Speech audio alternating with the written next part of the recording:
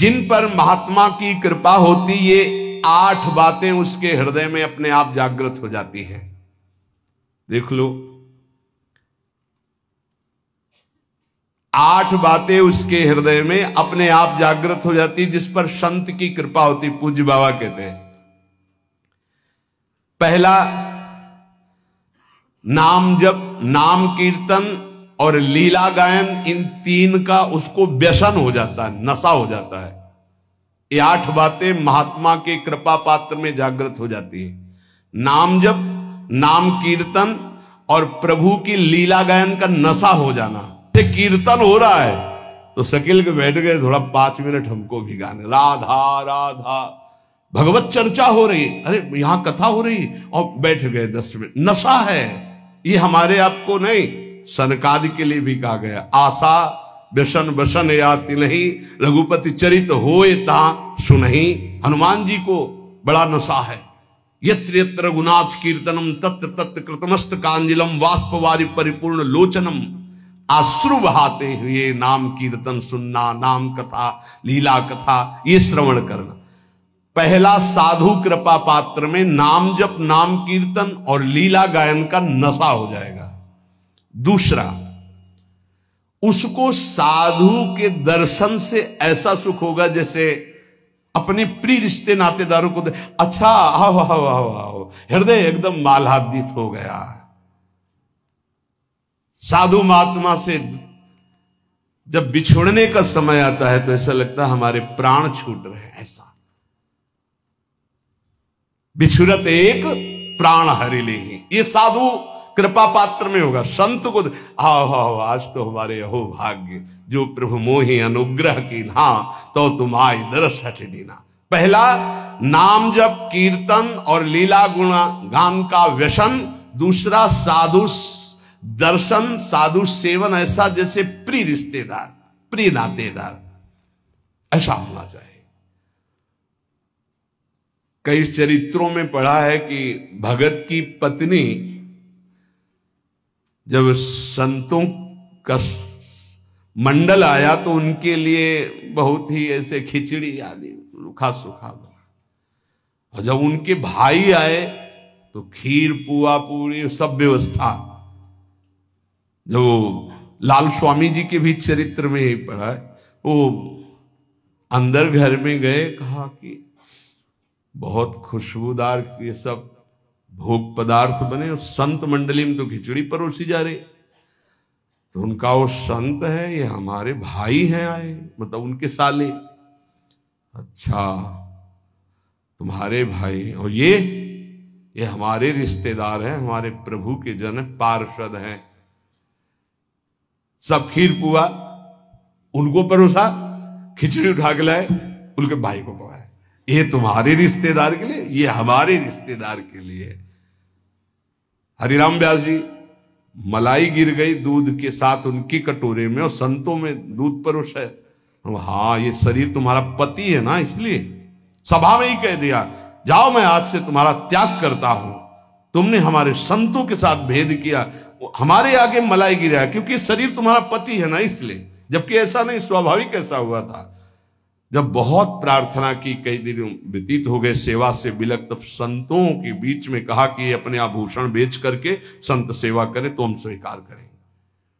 संत ऐसे प्रिय लगे जैसे कोई सगा सनेही रिश्ता नाता जिनसे जुड़ा है, उनको देख और खूब उनके प्रति भाव, इस महात्मा की कृपा। तीसरा, सांसारिक चर्चा करने में बिल्कुल अरुचि होना। चौथा, महात्मा का कृपा पात्र कभी किसी की निंदा ना कर सकता है ना सुन सकता है। पांचवा, महात्मा का कृपा पात्र कभी प्रणाम नमस्कार न स्वीकार करता है किसी के, कोई जैसे कर रहा है तो स्वयं स्वीकार नहीं करता, और दूसरों को भरपूर सम्मान देता है। स्वयं अमानी रहकर दूसरों को मान, वो किसी का मान सम्मान स्वीकार नहीं करता और दूसरों को मान सम्मान करता है। छठा, किसी का चित्त दुखे ऐसा संवाद नहीं, किसी का चित्त दुखे ऐसी कोई क्रिया नहीं, और कोई किसी संवाद या क्रिया से उसको दुख पहुंचावे तो उसका चित्त दुखे ऐसी स्थिति नहीं। सातवां, यदि उसको कोई पद या उपाधि दी जाए तो विष्ठा के समान उसको त्याग देगा महात्मा का कृपा पात्र। कोई पद या उपाधि दी जाए तो विष्ठा जैसे त्याज्य होता है। विष्ठा त्याज्य का मतलब विष्ठा त्यागने के बाद किसी को गर्व नहीं होता है। मलवत त्याग भोगों का, पद प्रतिष्ठा का। देखो, जब हम मलवत त्याग नहीं करते तो त्याग तो वस्तु का होता है, अभिमान उस वस्तु के त्याग का होता है जो उससे भी खतरनाक होता है। वस्तु की समीपता जितना बाधक है उससे ज्यादा बाधक है वस्तु त्याग का अभिमान। वह किसी के चित्त दुखाने पर कभी दुखी नहीं होता और वो कभी कोई ऐसा संभाषण या व्यवहार नहीं करता और अपनी प्रतिष्ठा को विष्ठा के समान त्याग देता है। भोगों का त्याग, संपत्ति का त्याग, जहां बड़े महापुरुषों के प्रति आए तो विषवत त्याग बताया गया है, वमनवत त्याग, 3 शब्द बोले गए। वमन के समान और मल के समान। इनमें सबसे ज्यादा श्रेष्ठ मल के समान है। उसका ध्यान ही नहीं है, कोई उसको ऐसे उसका स्मरण ही नहीं। मलवत त्याग मतलब उस त्याग की स्मृति भी नहीं रह गई, उसे त्याग कहते हैं। ये महात्मा की कृपा पात्र को होगी कि वो प्रतिष्ठा को, संपत्ति को, मान को विषवत त्याग करना, वमनवत त्याग करना, मलवत त्याग करना। इसकी पहचान कि 8 बातें महात्मा की कृपा पात्र में आ चुकी हैं। कह रहे उसका मन एकाग्र होगा, किसी भी नवीन विषय भोग की इच्छा नहीं होगी, नेत्र निर्विषय होकर अनासक्त होकर विचरण करेंगे। देखा लाखों को, छवि एक की नहीं। देखा पूरी बाजार, इच्छा एक भी नहीं।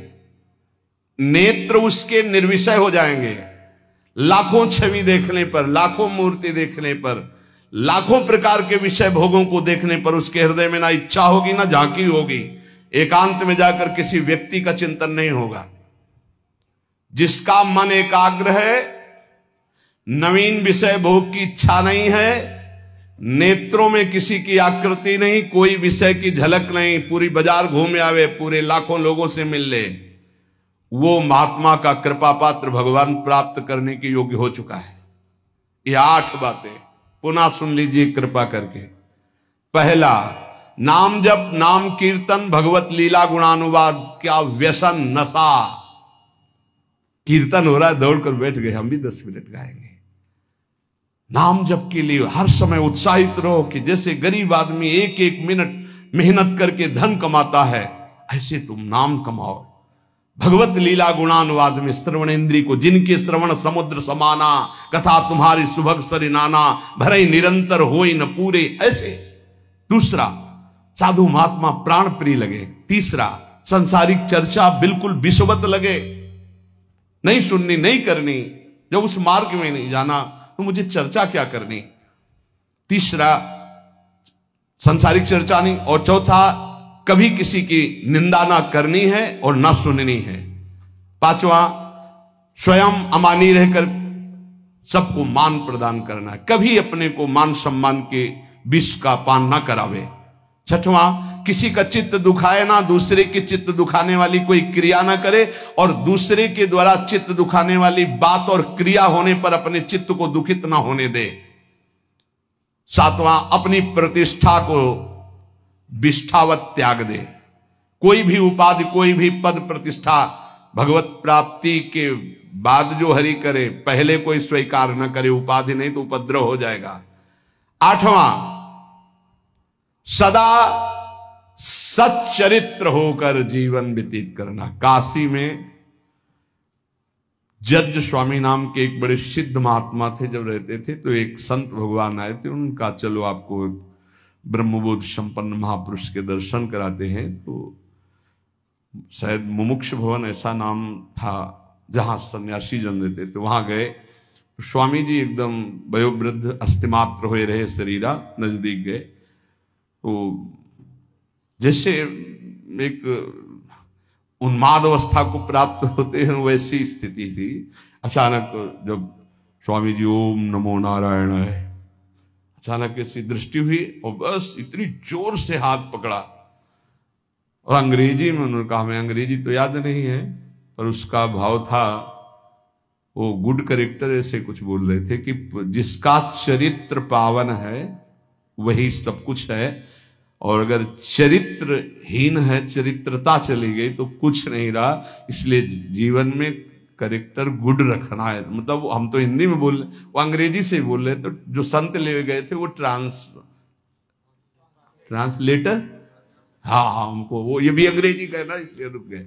वो उसका भाषा हिंदी की करके वो हमें बता रहे थे कि वो है। तो ये 8वां है, सर्वदा पावन चरित्र रखना। कोई हमसे त्रुटि, कोई ऐसी गलती है उसका सुधार किया जाए। बहुत जन्मों से हम लोग फिसलते रहे, अब इसका सुधार कर लें। ये सत्संग केवल भगवत प्राप्ति के लिए होता है।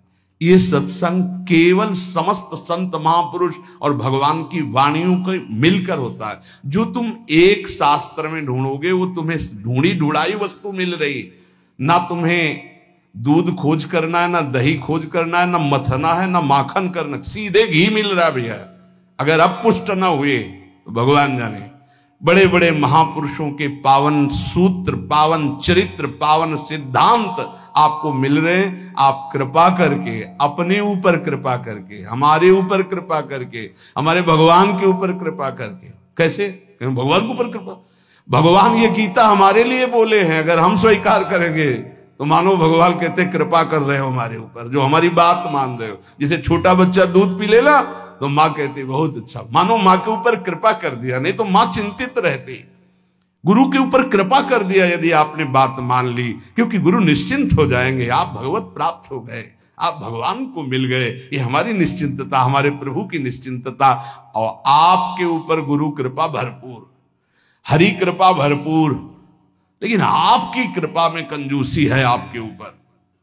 आपकी कृपा यदि आपके ऊपर हो जाए तो सब बात बन जाए। आप अपने ऊपर कृपा करें और जो सुन रहे हैं वैसा आचरण कर ले, यही है अपने ऊपर कृपा। सर्व मंगल हो जाएगा। खूब नाम जप करें, भगवद आश्रित रहे। और प्रार्थना है, दिनचर्या को भगवान मान लीजिए, हमारी बात मान लीजिए, अपनी दिनचर्या को भगवान मान लीजिए। दिनचर्या में त्रुटि ना कीजिए। दिनचर्या जिसकी पावन हो गई वो पावन हो गया, महात्मा बन गया। एक दिनचर्या, कोई भी दिनचर्या जो आपकी बनी हुई है उसको कभी त्रुटि मत होने दीजिए। बुखार आ जाए तो कपड़ा ओढ़ करके गेट के पास बैठ जाइए, आप उसका प्रभाव देखिएगा। दिनचर्या में बहुत बड़ी सामर्थ्य होती है। जिन महापुरुषों की हमने चरित्र पढ़े, बड़े बड़े महापुरुषों की, उनकी दिनचर्या थी, वही हमारे बचपन से दिमाग में दिनचर्या बैठ गई है कि एक दिनचर्या ही आपको उन्नति मार्ग में ले जाएगी। एक दिनचर्या, कृपया हमारी बात मान लीजिए, एक दिनचर्या बना लीजिए। आपकी दिनचर्या की त्रुटि वो आपके लिए बहुत हानिकारक होगी, प्रमाद स्थिति हो। अन्य समय आप कार्य कीजिए जो आपके और कार्य हैं, दिनचर्या में आपकी त्रुटि नहीं होनी चाहिए। आज के सत्संग का जो आपने श्रवण किया उसका मनन करो और अपने आचरण में उतारो, और इसी जन्म में प्रिया प्रीतम की प्राप्ति की योग्यता हमारे अंदर आ जाए। प्रिया प्रीतम मिले ना मिले, हर समय उनको पुकार कर रो रहे हैं यार, ये तो आ जाए। उनसे मिलने के लिए तड़पना तो आ जाए, उनकी याद में डूबना तो आ जाए। वो आ जाएगा। अगर उनको ना बुलाना होता, ना ये देना होता तो हमको क्यों ये सानिध्य देते?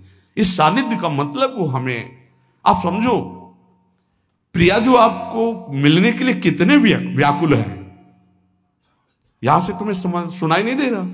ये उनकी व्याकुलता है, आपसे मिलना चाहते हैं। आप क्यों मिलने के लिए तैयार नहीं हो रहे हो? जैसे माँ बाथरूम में बच्चे को ले जाकर स्नान कराकर तैयार करके पिता की गोद में बैठा देती है, ऐसे गुरु आपको पावन सजा करके प्रिया प्रीतम के राख मंडल में प्रवेश कराने के लिए आप तैयार हो जाइए।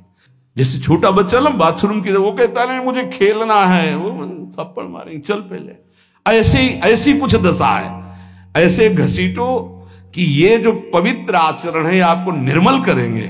आप उन मलिन खेलों को खेलना चाहते हैं। ये छोटी मंजिल नहीं भगवत प्राप्ति। संपूर्ण द्वैत से विस्मरण प्राप्त करना है। विस्मृत्य द्वैत मात्रम प्रणयमय महाज्योतिरेकावर्णवान्तः, संपूर्ण सृष्टि का विस्मरण करके तब एक स्थिति आती है, एको ब्रह्म द्वितीयो नास्ति। पहले सब कुछ भूलना है, इसलिए कहा गया निरंतर भजन। सातु दीर्घ काल निरंतर सत्कार सेवितो दृढ़ भूमि। राधा राधा राधा राधा राधा राधा राधा राधा राधा राधा राधा, क्या जा रहा है? हर कार्य कर रहे, राधा राधा स्मरण कर रहे। उपासक कितना बड़ा कार्य करना है, विस्मृत्य द्वैत मात्रम, संपूर्ण विश्व का विस्मरण। अब संपूर्ण विश्व में आपको क्या संपूर्ण विश्व का स्मरण है? बिल्कुल नहीं है। आपका उन्हीं का स्मरण जिनका संबंध है। नहीं, आप क्या जानते हो उत्तर प्रदेश में कितने लोग वास करते हैं? आपकी स्मृति में है क्या? कौन कौन कहां कहां कैसा, आपका कोई मतलब नहीं है। उत्तर प्रदेश में आपका रिश्तेदार कौन है, अभी याद आ जाएगा। आपकी स्मृति वही है जहां आपने संबंध फैलाया है। करना क्या है? सब संबंध के धागे प्रिया प्रीतम में समेट देने हैं। सबकी ममता ताग बटोरी, विस्मृत हो जाएगा। पूरा संसार तो विस्मृत है, कुछ स्मृत है केवल अपना शरीर, शरीर के संबंधी भोग और शरीर संबंधी रिश्ते नातेदार, बस इतना है अपना स्मरण, पूरा संसार में नहीं। कहीं भी प्रांत का प्रांत नष्ट हो जाए आपको कोई भारी दुख नहीं होगा, लेकिन अपने घर की एक ईंट खसक जाए तो परेशानी आ जाएगी, क्योंकि ममता अपने घर में उस प्रांत में नहीं है। यहां लिखा है विस्मत, पूरे विश्व का विस्मरण, तो पूरा विश्व तो विस्मृत है ही है। कुछ हिस्सा है जो तुम्हें मिटाना है, नहीं तो अपने आप सब मिटा हुआ है। क्या स्मरण पूरे विश्व का? पता ही नहीं तुम्हें पूरे विश्व में है क्या क्या। पूरे विश्व का थोड़ी पता है। कुछ भूमि ऐसी है जिसमें कुछ देश बसे हुए हैं, इससे कई गुना बड़ी भूमि है जिसमें कोई नहीं रहता है, वहां केवल देवता और सिद्ध जा सकते हैं। तो आप पूरा विश्व थोड़ी जानते हैं। इन जितने देश बसे उनमें सब देश नहीं जानते आप। छोड़ो, अपना भारत देश पूरा नहीं जानते आप। 140 करोड़ जनता, किसको जानते हो आप? कितने को जानते हो? भारत के किसी एक प्रदेश के किसी एक शहर में या गांव में एक कोने में तुम्हारा घर है, उस घर में किसी एक कमरे में एक कोने में तुम्हारी सैया है, तुम हो क्या? ऐसे पूरे ब्रह्मांडों का एक फल समझ लो। ऐसे अनंत ब्रह्मांड जिसके एक रोमकूप में वास करते हैं, उन भगवान के सेवक हैं। ब्रह्मांड निकाया निर्मित माया रोम रोम प्रतिवेद कहे, दिखरावा माते तेन अद्भुत रूप प्रचंड, रोम रोम प्रति लागे कोटि कोटि ब्रह्मांड, कोटि कोटि करोड़ करोड़ ब्रह्मांड जिनके करो। इस पूरे ब्रह्मांड में एक ये मृत्यु लोक में भारत देश में एक प्रदेश में, एक जिला में, एक कस्बा में, एक गांव में एक छोटा सा घर, उस घर में एक कोने में सैया, तुम हो क्या? क्या हो? जैसे गूलर के फल में देखो कितने भुनगे निकलते हैं, ऐसे गूलर की फल की तरह भगवान के विराट रूप में एक रोमकूप में करोड़ों ब्रह्मांड वास करते हैं। तुम्हारा विस्मरण करने का ज्यादा मेहनत नहीं पड़ेगी। तुम इतने त्रिकालज्ञ नहीं हो कि पूरे भारत को जानते हो या विश्व को। तुम्हारे स्मरण में केवल वही विषय है जो भोगे हो, वही व्यक्ति हैं जिनसे संबंध बनाए हो। तो इन सबकी ममता ताग बटोरी, मम पद मन बांध बर डोरी। कह रहे विस्मृत अद्वैत मात्रम, यह है भगवत प्राप्ति का मार्ग। अब छोड़ो, बिल्कुल सरल मार्ग, छोटा मार्ग, एकमात्र अपने गुरुदेव का स्मरण। ध्यान मूलम गुरु मूर्ति, पूजा मूलम गुरु पदम, मंत्र मूलम गुरु वाक्यम, मोक्ष मूलम गुरु कृपा। या संपूर्ण विश्व का विस्मरण और आराध्य देव का स्मरण, और इसको कराने की सामर्थ्य एकमात्र गुरुदेव के चरणों में होती है। अगर ध्यान मूलम गुरु मूर्ति, पूजा मूलम गुरु पदम और मंत्र मूलम गुरु वाक्यम, तो मोक्ष मूलम गुरु कृपा, गुरु कृपा से सब सुलभ हो। एक जगह पकड़ लो, उठते बैठते चलते फिरते अपने गुरुदेव की आज्ञा के अनुसार चल रहे हैं, उनका चिंतन कर रहे हैं, प्रगट में गुरुदेव विराजमान है, फिर कोई साधन में त्रुटि या फिर कोई अशांति सवाल नहीं उठ सकता। मानो परमानंद में प्रभु के साथ चल रहा हूं। सच्ची कहता हूं, गुरुदेव का मतलब है प्रिय प्रीतम मिलित रूप विराजमान। साक्षात हमारे प्रिय प्रीतम गुरुदेव के रूप में विराजमान। ये हृदय की बात कहता हूं, शास्त्रों बार श्री जी अनुभव कराती है कि मैं ही गुरुदेव के रूप में विराजमान हूं। देख, फिर क्या चिंता, मानो मैं हर समय श्री जी के समीप हूं, हमारा केवल स्मरण गुरुदेव। तो द्विधासन से आदि जितनी दुविधा जितना संशय है, ये संसार के चिंतन में है, भगवान या गुरुदेव के चिंतन में नहीं है। अगर भगवान का चिंतन हो रहा है तो गुरुदेव का चिंतन हो रहा है, गुरुदेव का चिंतन हो रहा है तो भगवान का चिंतन हो रहा है। गुरु गोविंद दो नहीं है, गुरु गोविंद न भेद कराए। महाज्योति स्वरूप प्रेम समुद्र में उज्जवल महाप्रेम रस प्रदान करने वाला जो वृंदावन है, इस वृंदावन में प्रियादासी के रूप में अपने को वही देख पाता है जो संपूर्ण संसार का विस्मरण कर देता है। महाप्रभु के विस्मरण करने का उपाय बता रहे हैं। मृदु पद न्यास उठत कुमकुम रज, अद्भुत बहत समीर दुकुलहु, कबहू श्याम श्यामा दसनांचल, कच कुछ हार छुअत भुज मूलहु। ये चिंतन, अति लावण्य रूप अभिनय गुण, नाहिन कोटि काम समतुलहु। करोड़ों काम जिनकी समानता नहीं कर सकते, इनका रास हो रहा है, इनका विलास हो रहा है। इसी का गायन, इसी का चिंतन। थे थे बचन मिथुन मुख निसरत, सुन सुन देह दशा किन भूलो। प्यारी जो थे ऐसे वो शोभा जो झलक रही है, कैसा सुंदर स्वरूप है। अभिनय निपुण स्वामिनी जो समस्त कलाओं में प्रेम, उपासक के नेत्रों के सामने झलक रहे शोभा। लटक लट लोचन भ्रकुटी अनंग नचायो, ता थे धरत नूतन गति, पति ब्रजराज रिझायो। वो शोभा देश शुद्ध का विस्मरण करा करके ऐसी स्थिति में पहुंचाए है जहां प्यारोढ़ क्षमते न यच्छु शुकादी नाम तु ध्यानगम। वो उपासक भाव देह को प्राप्त कर लेता है जो द्वैत प्रपंच का विस्मरण करके अपने आराध्य देव की लीला चिंतन में लग गया। कैसा सुंदर रूप है हमारे युगल सरकार का। अति लावण्य रूप अभिनय गुण, नाहिन कोटि काम समतुलो। भ्रकुटि विलास हास रस बरसत, जैसे ही हरिवंश प्रेम रस है। प्यारी जो विशाल नेत्र, महाप्रेम समुद्र भरे, उन नेत्रों से जब प्रीतम की तरफ देख रही हो और मंद मुस्कुराकर भ्रकुट संचालन हो, वो स्वरूप प्यारी जू का अभिनय निपुण, लटक लट लोचन भ्रकुटी अनंग नचायो। कैसा स्वामिनी जो अभिनय करते हुए, जिस समय भ्रकुटी संचालन करते हुए मंद मुस्कुराते, वो उस भ्रकुटी संचालन से करोड़ों कामदेव मानो मूर्छित हो गए, अधीन हो गए। ऐसा सौंदर्य जब उपासक देखेगा तो उसको इस मर्त लोक के कोई विषय चिंतन आएंगे नहीं।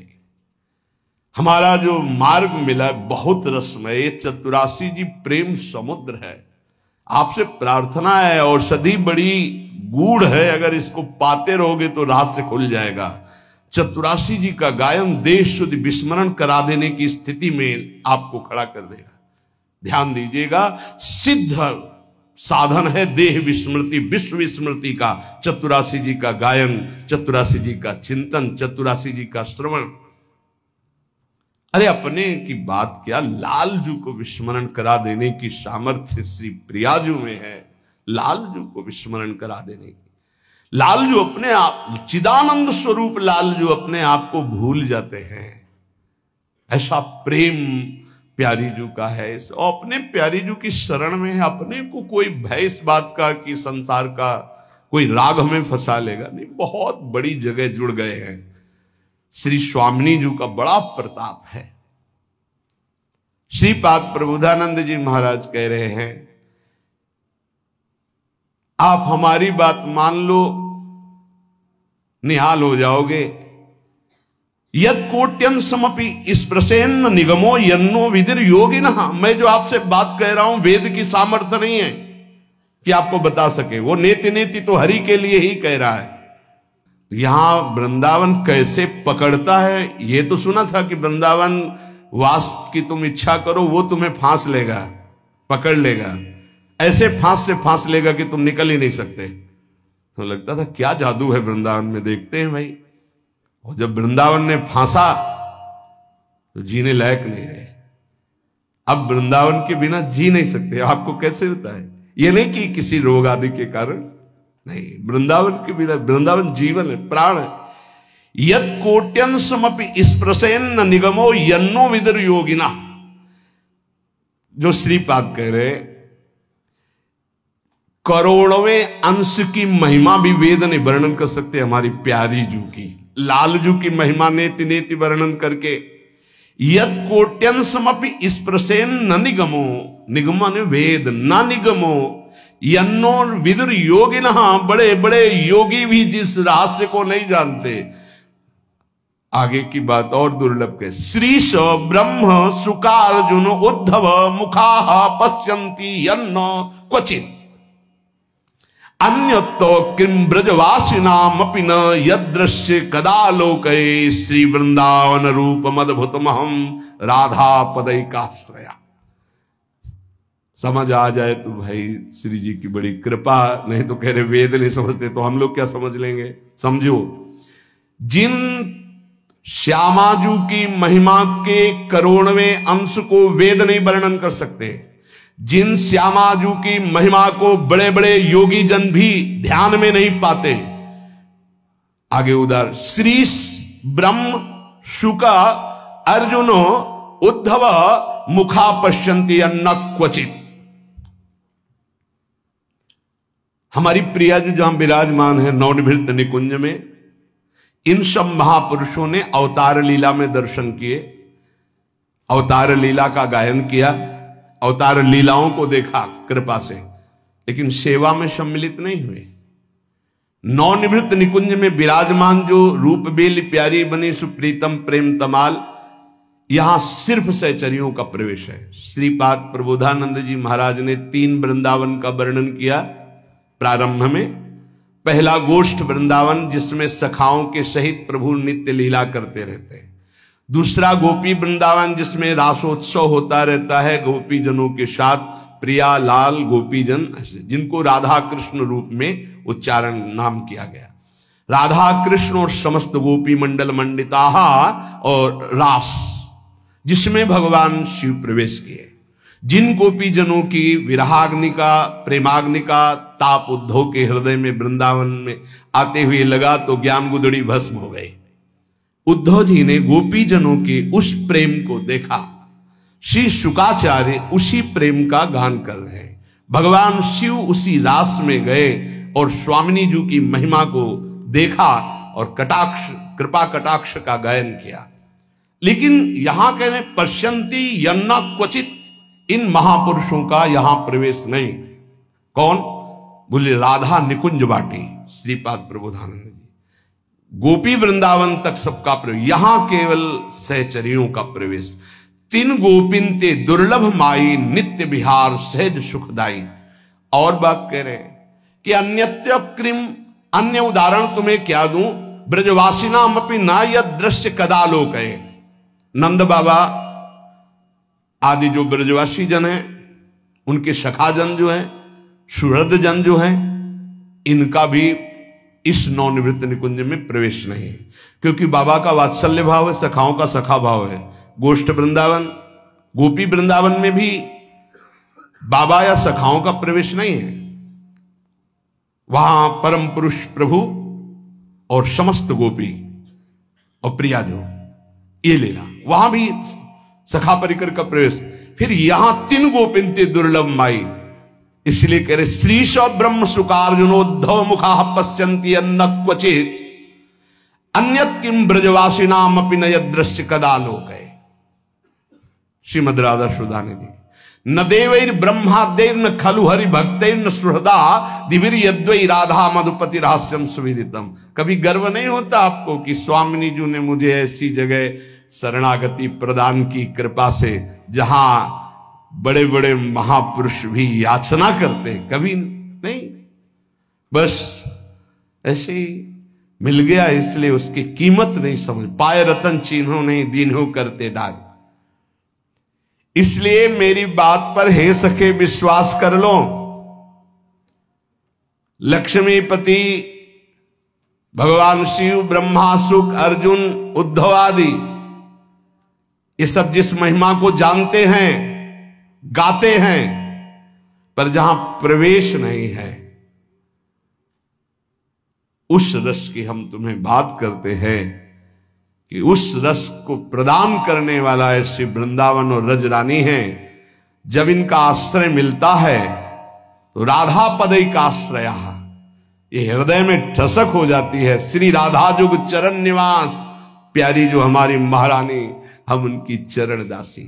उपासक इस बात पर स्थित हो जाओ कि बहुत ऊंचाई पर आपका संबंध हो गया है। अब चूक मत करो। इस जीवन से जो कुछ हो रहा है वो सिर्फ आपके लिए है। यदि आप अपने को संभाल नहीं पाते हैं तो आपका दुर्भाग्य है। ऐसा अवसर, फिर कह रहा हूं, खुल के कह रहा हूं, ये हमारी मुख की, हमारी बड़ाई की बात नहीं है, ये उस यंत्र की बात कर रहा हूं जो श्री जी से संचालित है। आपके लिए सिर्फ ये यंत्र चल रहा है, आपके लिए सिर्फ बोला जा रहा है। यदि आप इसे स्वीकार नहीं करते हैं, आप अपने जीवन को भगवतमय नहीं बनाते, तो हमें लगता है कि बहुत बड़ा घाटा कर रहे हैं आप अपने जीवन के साथ। हमारी कोशिश रहेगी, हमारी चेष्टा रहेगी कि हमारे कांधे पे पैर रखो और ऊंचाई पे चढ़ जाओ। यही हमारे जीवन का परम लक्ष्य है। आप सब सहयोग दें हमारा, कि जो हम गुरुजनों की, महापुरुषों की वाणी सुना रहे हैं उसको आप जीवन में धारण करें और परम सुख, परम मंगल प्रियालाल को प्राप्त हो। श्री राधा वल्लभ लाल की। आपको लगता है यहां कोई साथ देने वाला है? अगर आप भगवत मार्ग के पथिक हैं, अभी आपको लगता है आपका कोई है, तो अभी बहुत बड़ा भ्रम है। पूरा का पूरा परिवार जा रहा है, 1 मिनट में रोड में नष्ट हो गया। काल है, किस समय, कहां, कैसे, 1 सेकंड का पता नहीं है। कैसे चैन से नींद आ जाती है तुम्हें? ये जो दुर्वासना के नाश की कृपा है, ये आपकी दिनचर्या है, ये सैकड़ों दुर्वासनाओं को भस्म कर देगी। तुमने खिलवाड़ समझ रखा है। चाहे गृहस्थ हो या विरक्त हो, तुम्हें जो दिनचर्या मिली है, ये दुर्वासनाओं का नाश करने के लिए श्री कृष्ण ने कृपा करके दी है गुरुजनों के द्वारा। इसको खिलवाड़ न समझो। प्रभु का प्रिय, गुरु का प्रिय वही होता है जो दिनचर्या में मिनट भर विलंब नहीं करता। ये गुरु कृपा है कि आपको डांट लगती है, आपको वचन सुनने को मिलते हैं, आप उसको स्वीकार कीजिए। ये मन की, ये दुर्वासना की वृत्ति को हटाइए। सुविधा भोगी बनने वाला कभी सच्चिदानंद का साक्षात्कार नहीं कर सकता। जानबूझ करके सुविधाओं का त्याग होता है, सुविधाओं में रहते हुए, और परमात्मा प्राप्ति की विकलता प्रकट की जाती है। समझ में नहीं आ राग द्वेष की वृत्तियां, शरीर विलासिता की वृत्तियां, खाने पीने की वृत्तियां, सुख भोगने की वृत्तियां कितने दिन चलेंगी? मरना है, मरोगे। ये शरीर नाशवान, आज नहीं तो कल मरोगे। प्रार्थना मान लीजिए। तपलोक और महालोक, जनलोक में सब सिद्धजन निवास कर रहे हैं, जो सृष्टि में प्रकट होते हैं और सृष्टि के बाद लय होते हैं। उनको एक बात का दुख पाया गया, संतों को, कि इस महान मानव देह में आकर के भी तुम भगवत प्राप्ति से वंचित हो। तुम्हें नींद कैसी ऐसी आ जाती है कि तुम्हारा भजन, तुम्हारी दिनचर्या, तुम्हारा साधन पथ रुक रहा है और तुम्हें चैन से सोना आ रहा है। तुम उपासक हो। ये जीवन हमारा प्रभु के लिए अगर नहीं समझ पा रहे हो तो आखिरी बात समझ लो, कोई समझाने वाला तुम्हें नहीं है। कोई समझाने वाला नहीं। सिर्फ तुम्हें बर्बाद करने वाला मिल सकता है, समझा कर उठाने वाला हरि या हरि का पार्षद मिल सकता है, और नहीं मिल सकता। तुमसे मित्रता करके तुम्हारी वासनाओं को बढ़ाकर तुम्हारे चित्त को विक्षेप में भर देना, ये संसार के हर व्यक्ति वस्तु स्थान का प्रभाव है। तुम्हार सेवक असुरारी दो ही केवल बचा सकते हैं, भगवान और भगवान के भक्त। उनकी हर चेष्टा तुम्हारे चित्त को भगवदाकार बनाने के लिए है। कृष्ण कृपा का सीधा फल है साधु संग। हरिराम व्यास जी, गोस्वामी तुलसीदास जी, बड़े बड़े महापुरुष कहते हैं कोई फर्क नहीं। कैसे मनुष्य शरीर को तुमने प्राप्त करके नाश करने की ठान ली है कि हम जो मन आएगा सो करेंगे। यहां बैठने मात्र से भगवत प्राप्ति है। क्यों? यहां खास बात, श्रीधाम वृंदावन यमुना का पावन पुलिन, और कोई मिनट ऐसा नहीं जहां यहां भगवत चर्चा ना हो रही हो, भगवत गुणगान ना हो रहा हो, भगवत नाम कीर्तन ना हो रहा हो। नाम कीर्तन चलता है, वाणी कीर्तन चलता है, गुण कीर्तन चलता है। दूसरी बात, हमारी दृष्टि रहती है, हमारी प्रियजू की दृष्टि रहती है कि ये जन विराजमान है। एक दिनचर्या है, एक समय है। माकृष्य शर्वतीदम शुभलेन कृष्ण, हे कृष्ण मेरी इन दुर्वासनाओं को नष्ट कर दो। फिर प्रार्थना करता हूं सब उपासक उपासिकाओं से, गृहस्थ विरक्तों से, यदि आप हमारी श्री जी से जुड़े हैं तो आज्ञा पर ध्यान दीजिए। अगर आज्ञा पर ध्यान नहीं देते तो माया तुम पर ध्यान रख देगी, और उसके ध्यान रखने का मतलब है बैठे बैठे जलोगे, जैसे अंगार पर जला जाता है ऐसे जलोगे। दुर्वासना तुम्हें जला देगी, तुम्हें पता नहीं है। जब अपनी जीवनी शक्ति प्रभु की तरफ लगती है तो हरि गुरु को शीतलता प्राप्त होती है, वो प्रसन्न होते हैं। जब अपनापन करके तुम्हारी जीवनी शक्ति व्यर्थ नष्ट होती है तब जलन होती है उस अपनेपन के कारण कि तुम समझ नहीं पा रहे हो। ये आज का अभ्यास तुम्हारे लिए कल काल बन जाएगा, गलत अभ्यास तुम्हारे लिए कल ये प्रमाद बन जाएगा। प्रमाद ही मृत्यु है, शास्त्रों में वर्णन है। जो अप्रमादी है, प्रमाद रहित है, वही भगवत तत्व को, जो भगवत तत्व को प्राप्त कर लेता वही निर्विकार स्थिति में परमानंद में डूबता है। माना हम लड़खड़ा रहे हैं लेकिन चल रहे हैं अपने रास्ते पे, रास्ता ही नहीं। उपासक को इस बात पर सदैव सावधान रहना पड़ेगा। अगर हम अपनी इच्छाओं का मर्दन नहीं कर सके, अपने गुरु की आज्ञा पर नहीं चल सके, अपने शास्त्र आज्ञा पर नहीं चल सके, तो मुझे लगता है कि आगे चल करके आपका जीवन बड़ा संकटपूर्ण रहेगा। संकटपूर्ण, ये विकार आपको रौंद देंगे। इसीलिए विचलित होते हैं कि आप लोग इतने बलवान बनिए कि आक्रमण कब हो जाए, कहां किस वासना का, आप उससे लड़ना जाने। आपके अंदर युक्तियां होनी चाहिए। आप हमारे भगवत पार्षद हैं, श्री जी के जन हैं, आपके अंदर युक्ति होनी चाहिए।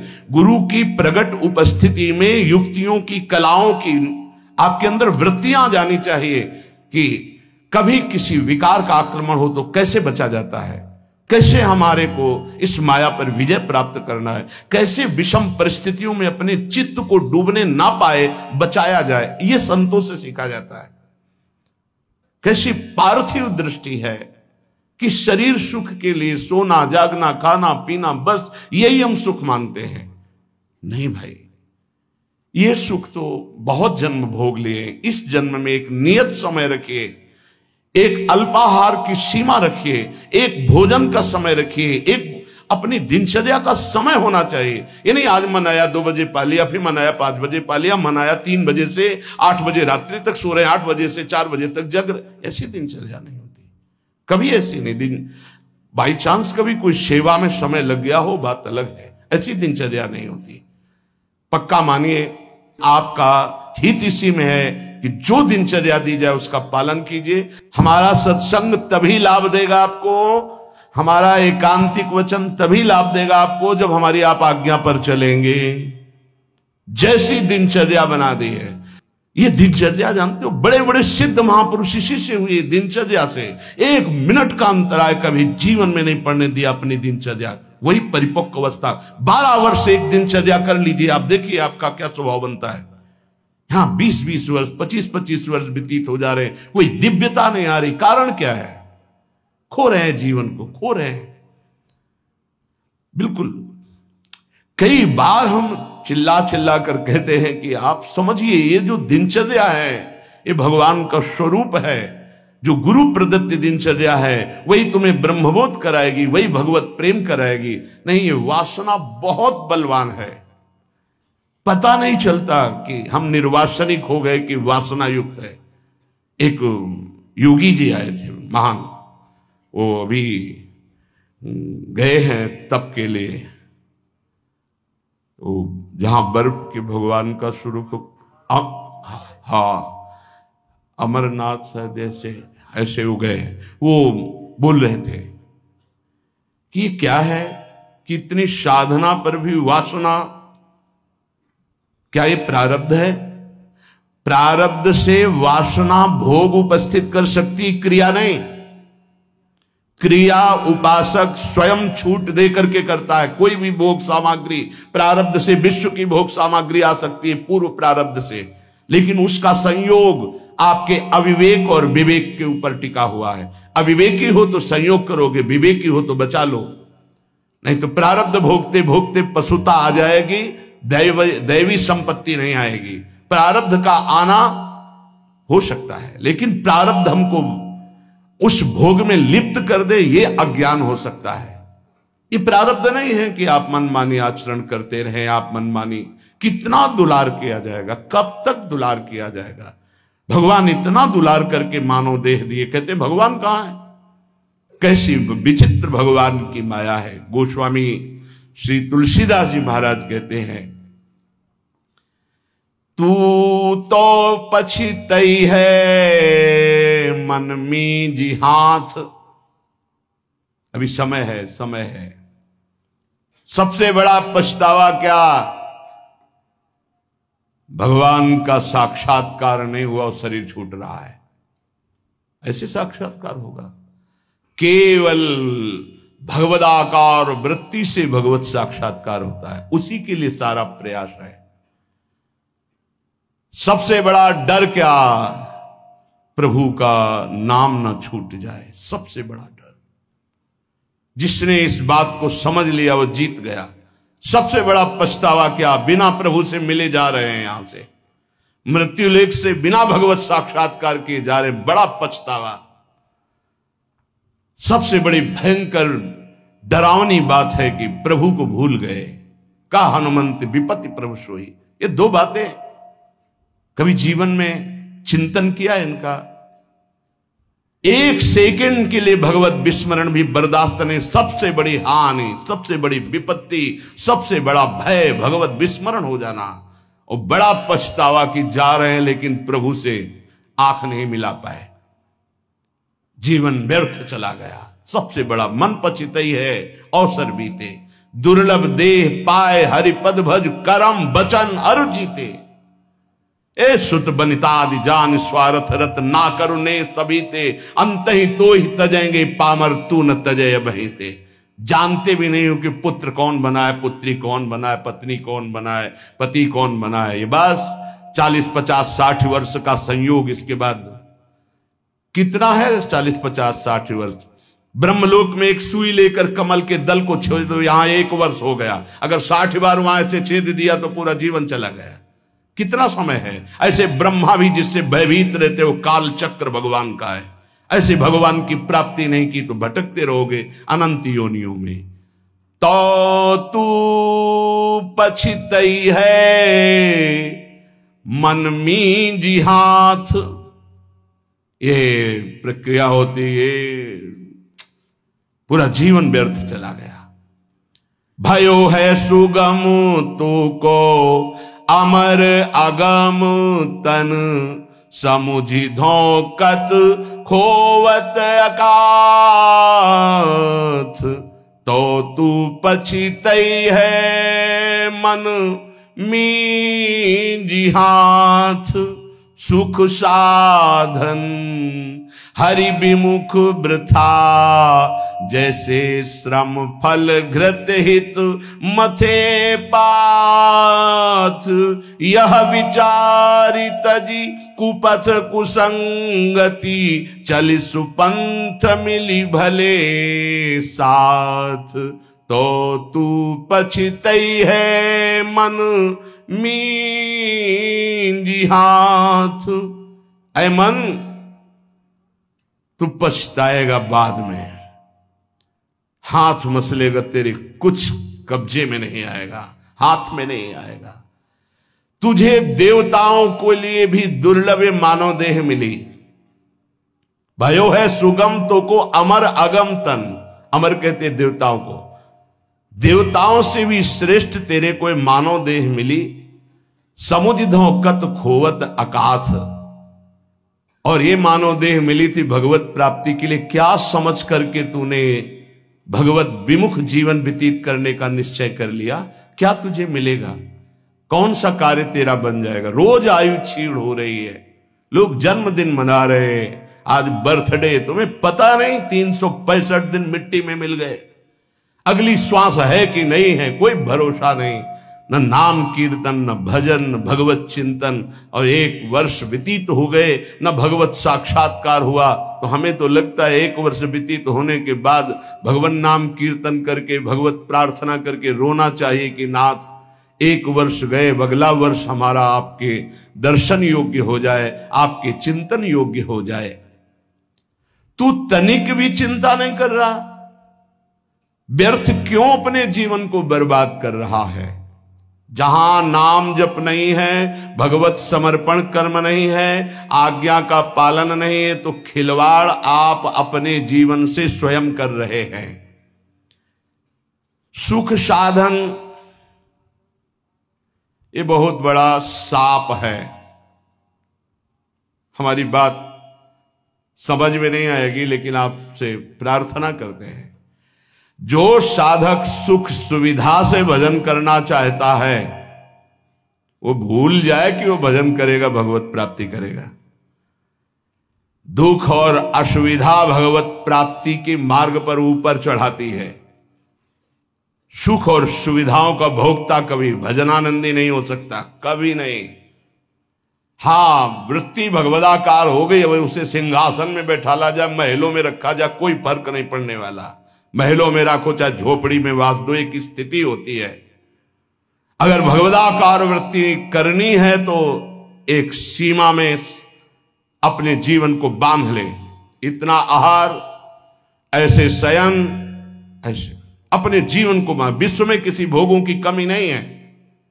जब तक भगवदाकार वृत्ति न हो तब तक सुख सुविधाओं को नहीं।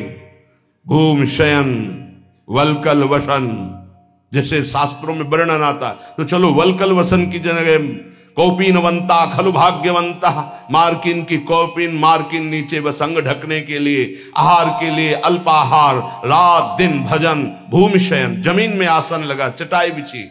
50 साधक ऐसे हैं, उनके कमरे में जाओ तो कुछ है ही नहीं, एक चटाई बिछी हुई बस, एक अचला लंगोटी टंगी बस, वो भी तो साधक है।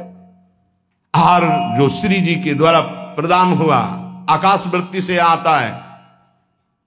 आकाश वृत्ति परम पवित्र निर्मल, जैसे आकाश का जल निर्मल होता है, ऐसे आकाश वृत्ति जो आ गया उसी से भरण पोषण हो रहा। याचना नहीं, संकेत नहीं, जो प्रारब्धवशात श्री जी की कृपा से आ गया उसको अपने उदर में डाला। राधा राधा राधा हमारा लक्ष्य है, मरना, जीवित मर जाए उलट आप में समाये यह दिलगिरी। ये झांसे में मत पड़ो माया के, ये खा लो, ये पी लो, ये सो लो, ऐसा गद्दा, ऐसी कंबल, ऐसा स्वेटर, ये सुख सुविधाएं अभी नहीं, फिर बाद में जोई जोई प्यारो करे सोई मोई भावे। अभी जो आज्ञा है उसके अनुसार चलेंगे। क्या नहीं देने की चेष्टा की राका बाका जी को ठाकुर जी ने? नहीं चाहिए, आपका दिया हुआ भी नहीं चाहिए, आप चाहिए, सिर्फ आप चाहिए। चलो हमारी वैसी स्थिति नहीं है तो जितने से हमारे प्राणों का पोषण होता, शरीर निर्वाह होता, बस। कह रहे सुख साधन हरि विमुख, 2 भाव।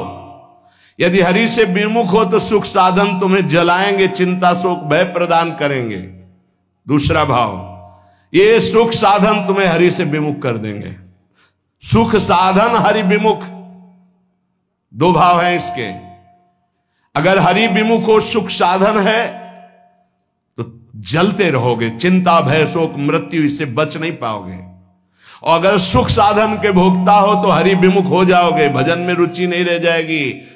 ये जीवन जो मिला है सोने के लिए नहीं मिला है, प्रभु प्राप्ति के लिए मिला है। उचित निद्रा, उचित शयन, ये भेड़िए की तरह बच्चों को डराने वाले विकार होते हैं, भगवत मार्ग के पथिकों को नहीं। हां, हम स्वयं स्वीकार करते इसलिए घुटने टेक देते हैं। अगर स्वयं स्वीकार ना करे तो विश्व ब्रह्मांड में कोई विकार नहीं है कि तुम्हारे को गिरा सके। तुम हरि पार्षद हो, प्रियाजू के शरणागत हो। जब तुम स्वयं ललचा कर ये खिलौना चाहिए तो मेरी प्रियाजू कृपाल खेल ले जा। जब ऊब जाना तू बताना मेरे से, नहीं भगवत पार्षद को कोई गिरा सके, सीम की चाप सके को तासु बड़ रखवार रमापति जासु। ऐसे खिलवाड़ समझते हो परमार्थ के पथिक हो करके। तुम्हें कोई गिरा सकता है, तुम गिरना चाहते हो इसलिए गिर सकते हो। अगर तुम गिरना ना चाहो तो कोई गिराने की सामर्थ्य नहीं रखता। साधन विषय सेवन जितना है, दोनों अलग अलग मार्ग है। विषय को साधन बना लो, साधन विषय ना बना लो, जीवन नष्ट हो जाएगा। नहीं समझ पा रहे, नहीं समझ पा रहे। गुरुजनों की रुचि देखी जाती है, क्या रुचि, मन मन की रुचि जाने नहीं विधि अनुसारे। अनुमति तो सब ले रहे हैं, आज्ञा का पालन कौन कर रहे हैं? आज्ञा एक बार होती है, ऐसे चलो। फिर वो कृपाल होते हैं, अनुमति दे देते, चलो ऐसे चलो। क्या क्या तरीका क्या है? क्या आप अपने सुख सुविधा के द्वारा साधना के मार्ग पर चल सकते हो? खिलवाड़। आज्ञा पर जब चलना है तो परमार्थ का पथ प्रकाशित होना। इतना समझ लीजिए कि प्राण चाहे चले जाए, हम गुरु आज्ञा को उल्लंघन नहीं करेंगे। आप जीत गए। अगर आप ऐसा नहीं करेंगे तो आप परास्त हो जाएंगे। चाहे गृहस्थ मार्ग से परमार्थ में चले, चाहे विरक्त मार्ग से चले, दोनों के लिए वही भगवत प्राप्ति है, पर आज्ञा पालन। सुख साधन हरि विमुख, और हरि विमुख तो वृथा जैसे श्रम फल घृत हित मथे पाथ। पानी को चाहे जितना मथते रहो, कभी घी नहीं निकलने वाला। ऐसे ही सुख सुविधा में जो भजन करते हैं उसमें घी नहीं निकलने वाला, प्रेम रूपी पानी का मथना है। अगर सुख सुविधा से ही भगवत प्राप्ति होती तो रघुनाथ दास गोस्वामी के पिता और उनके भाई एक राजा महाराजा की तरह वैभव था। जब उनको स्कूल पढ़ने के लिए भेजा जाता था तो 4 साथ में अंग रक्षक और पालकी में बैठ के जाते थे, पूज्य श्री रघुनाथ दास गोस्वामी जी। लेकिन जब महाप्रभु चैतन्य देव के नाम कीर्तन को सुना तो हृदय व्याकुल हो गया कि जीवन का लाभ तो यही है। महाप्रभु ने अनुमति नहीं दी, नहीं तुम अभी पिता के घर में रहो। उनका अब भागे जगन्नाथपुरी गए। महाप्रभु के समय भूख प्यास सब सहते हुए पिता को जब पता चला कि वो नहीं आएंगे तो वैभव भेजने लगे। रसोईया सब सेवक, कोई सेवा स्वीकार नहीं की। और जगन्नाथ जी के गेट में खड़े होकर जो भिक्षुकों को मिलता वो पाते। ये हम प्रभु के लिए निकले हैं, प्रभु के लिए हम तड़पे, कभी रोए, कभी कुछ समझ में आवे कि भगवान के लिए, प्रियाजू के लिए आपके हृदय में कुछ है, तब तो। नहीं तो हृदय जलता है कि कुछ मतलब नहीं प्रियालाल से, उनकी चाह ही नहीं है तुम्हारे अंदर। तुम में है कि तुम भजन बढ़ जाए, प्रियाजू के लिए रोना बढ़ जाए, प्रभु के लिए प्राण समर्पित हो जाए। ए भाई, ये है जीवन का लाभ, ये है साधन सुख हरि विमुख वृथा जैसे श्रम फल घृत हित मथे पाथ। पानी मथरो जीवन भर तो एक बूंद घी नहीं निकलेगा। ऐसे सुख सुविधा का भोगी मानता है कि मैं साधन कर रहा हूं, जीवन में कभी प्रेम घृत या ब्रह्मबोध घी नहीं निकलने वाला। यह विचारी तज कुपथ कुसंगति, चली सुपंथ मिली भले साथ। ऐसा विचार करके ये सुख सुविधा का भोग करना कुपंथ का मार्ग है, ये कुसंगति है। मन हमारा जिसमें राजी हो जाएगा तो हमें ठीक नहीं, हमें राजी नहीं करना। ये जब राजी नहीं होगा भोगों में, तब प्रभु की तरफ बढ़ेगा, तब ये चिल्ला चिल्ला कर रोएगा, नाथ अब स्वीकार कर लो, मेरा कोई नहीं, मैं कुछ भी नहीं, अब स्वीकार कर लो प्रभु। हारे को हरि नाम, अपबल तपबल और बाहुबल, चौथो बल है दाम। जब सब जगह से हट जाता है तब हारे को हरि नाम। हार गए हम, पर यहां सुख सुविधा का भोग सोचते हैं कि इससे भगवत प्राप्ति हो जाएगी। यह विचारी तजी कुपथ कुसंगति, बलिहारी है उनको। अर्थ का बल होता है बैंक बैलेंस का, भगवान का भरोसा नहीं रहता, बैंक बैलेंस का भरोसा रहता है। भगवान का भरोसा नहीं रहता, परिवार का भरोसा रहता है। भगवान का भरोसा नहीं रहता, अपनी बुद्धिमानी का भरोसा होता है। ये सब भरोसे आश्रय जब छूट जाते तब भगवान का आश्रय होता है। निराश्रित के आश्रय भगवान, असरण के शरणागति प्रदान करने वाले भगवान। इस बात को समझो, शरणागति लाखों ले लिए, असरण एक भी नहीं हुए तो शरणागति का रंग ही नहीं है। जो असरण हुए वो शरणागति के रंग को प्राप्त हुए। सीधा साधा मार्ग है, सूधो चले आपने धर्म, रसिकन सो प्रीतम का है, कब हूं काल व्रतान। गृहस्थ तो क्या हुआ, क्या गृहस्थ भगवत प्राप्ति नहीं कर सकते? शिष्य के द्वारा किया हुआ पाप गुरु को भोगना पड़ता है। क्या समझते हो? यदि गुरु की आज्ञा का उल्लंघन करे तो समाज में गुरु को कह देना चाहिए मैंने तुम्हारा त्याग किया, तो बच जाएगा। अगर स्वीकार करता है तो शिष्य के द्वारा किया हुआ अपराध गुरु को भोगना पड़ता है। सो गुरु घोर नरक मा परे। इसीलिए जो सुलझे हुए महापुरुष होते हैं वो कभी शिष्य बुलाने की चेष्टा नहीं करते। कलिकाल है, उनको इससे मतलब नहीं हो। जैसे और पति पत्नी भाई रिश्तेदार नातेदार ऐसे एक संबंध और मान लिया गुरु, उनको ये मतलब नहीं कि मतलब क्या है। अरे कभी विचार करते हो कि तुम जो आचरण करते हो इसका हिसाब गुरुदेव के पास जाएगा, उनको भोगना पड़ेगा। क्या अपराध किया है गुरुदेव ने जो तुम उनको दंड देने के लिए उद्यत हो चुके हो? यह विचारी तज कुपथ कुसंगति, चल सुपंथ मिली भले साथ। भले कौन है? राधा वल्लभ भजत भज भली भली सब होए। जो राधा वल्लभ प्रिया प्रीतम श्यामा श्याम हरि का भजन करते हैं भले हैं। इन्हीं भले का संग करो। अपने मन का जो कुपंथ में चलाने वाला है, ऐसे व्यक्ति का जो कुपंथ में चलाने वाला है, ऐसा संग त्याग दे। अंदर और बाहर दोनों कुसंग होता है। यह विचार तज कुपथ कुसंगति, चल सुपंथ मिली भले साथ। नहीं तो तू पछतई है मन मींजी हाथ, बाद में तुझे पछताना पड़ेगा। संसारी पुरुष का लक्षण है वो शरीर संबंधी भोग, शरीर संबंधी रिश्ते नाते, इन्हीं के चिंतन और विलास में अपना समय नष्ट करता है। उपासक का लक्षण है एक क्षण भी भगवदाकार वृत्ति से हटकर संसार का चिंतन न होने देना।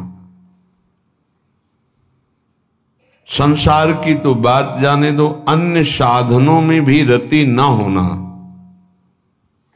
अपने आराध्य देव संबंधी उपासना के जो अंग हैं, नाम जप, नाम कीर्तन, वाणी गायन, वाणी श्रवण, श्रीअंग सेवा, समाज की भगवत भाव से सेवा, लीला चिंतन, ये हमारी उपासना का स्वरूप है। इसी से हमें भावदेह की प्राप्ति होती है।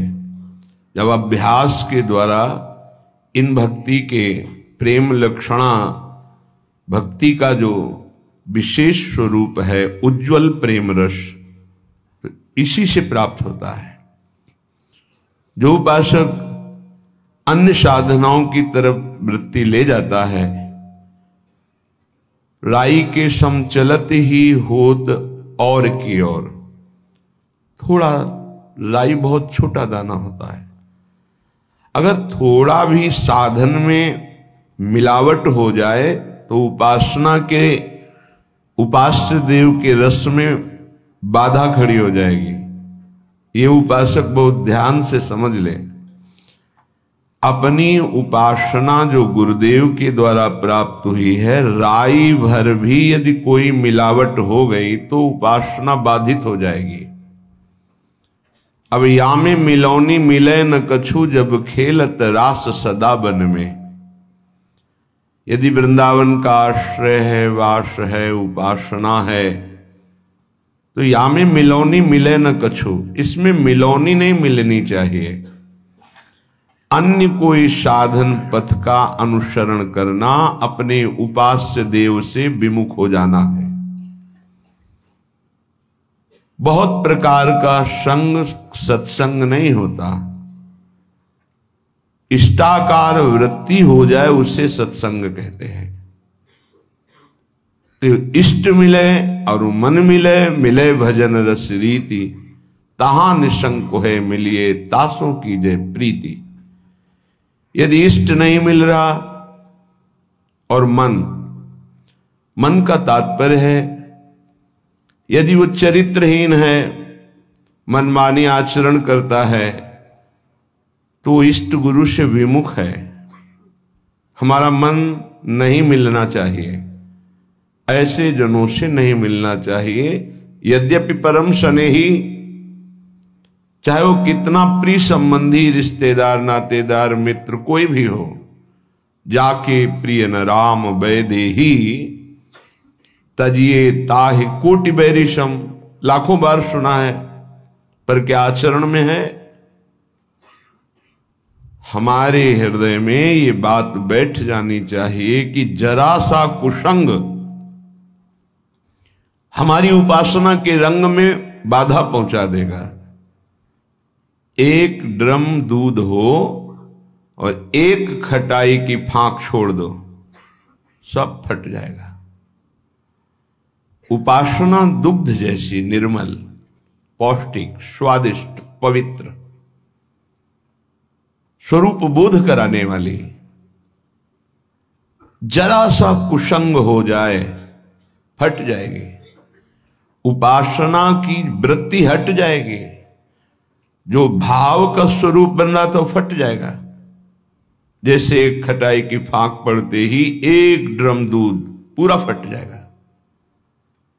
ऐसे कपट व्यवहार करने वाले, ऐसे भगवद विमुख आचरण करने वाले कुसंगी जनों को मन कभी नहीं देना चाहिए। अगर हम मन देंगे तो हमारा मन उपासना से हट जाएगा।